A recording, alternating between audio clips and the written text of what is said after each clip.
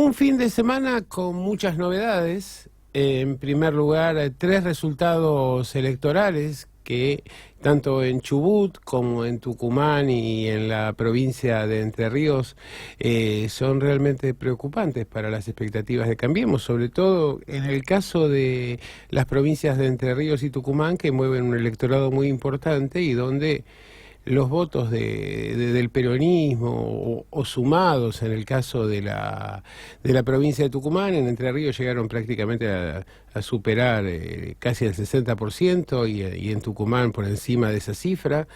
El caso de Chubut también es muy importante porque la sumatoria de las dos listas, en caso de que se concrete el cafecito pendiente entre Alberto Fernández y Sergio Massa, podrían darle más del 70% en la provincia de Chubut.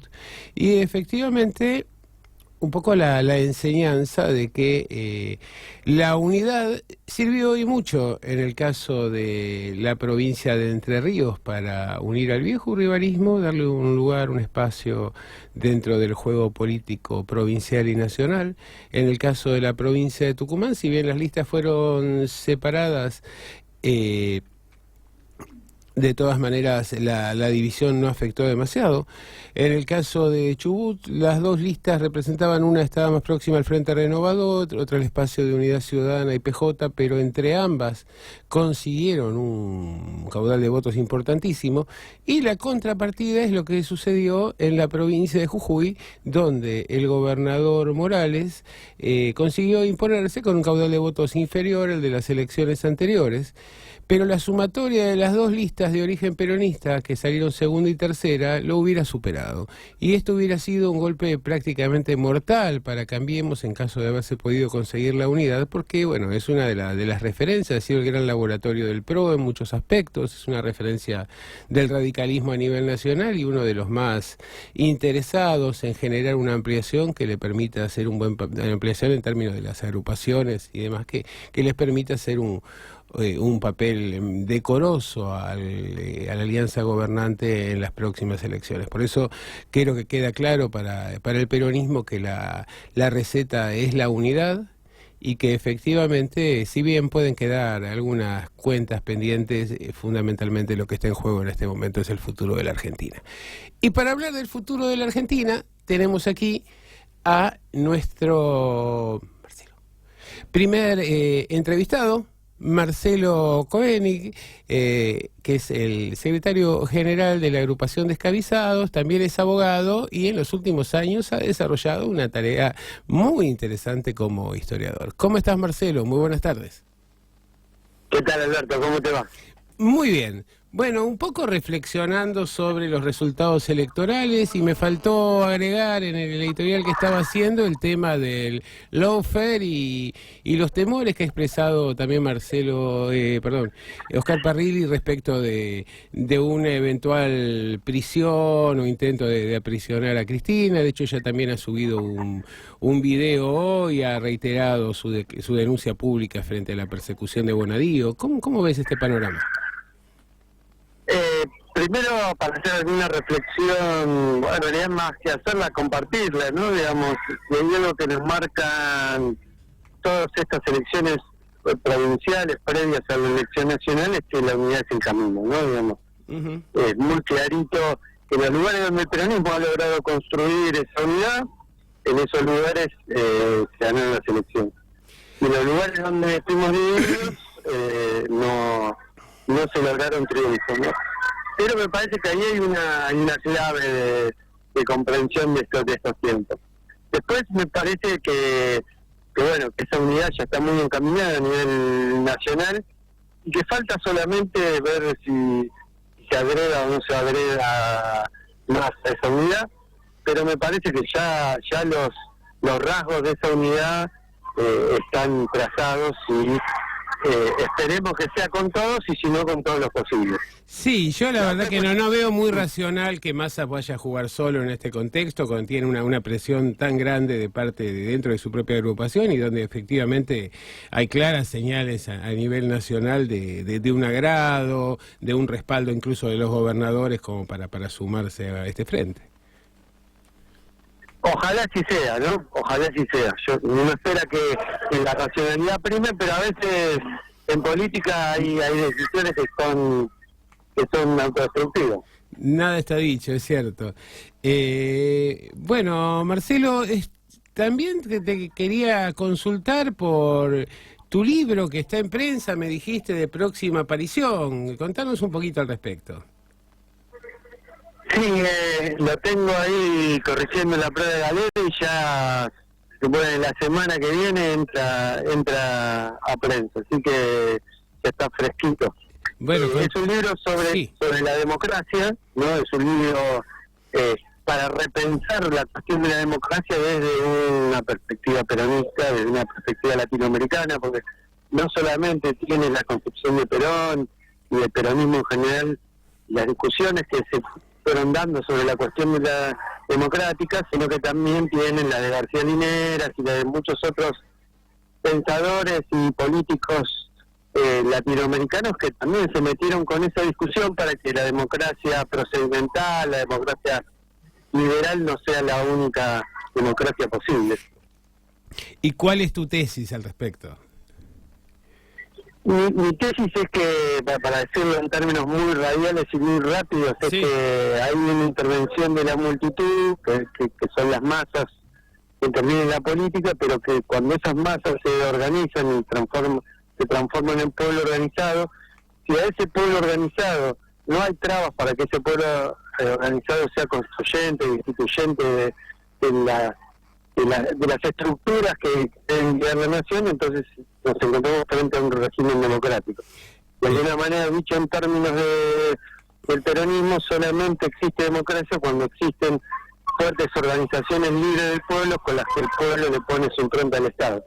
De alguna manera es ahora de los pueblos que anunciaba Perón en su revisión de la doctrina virginal.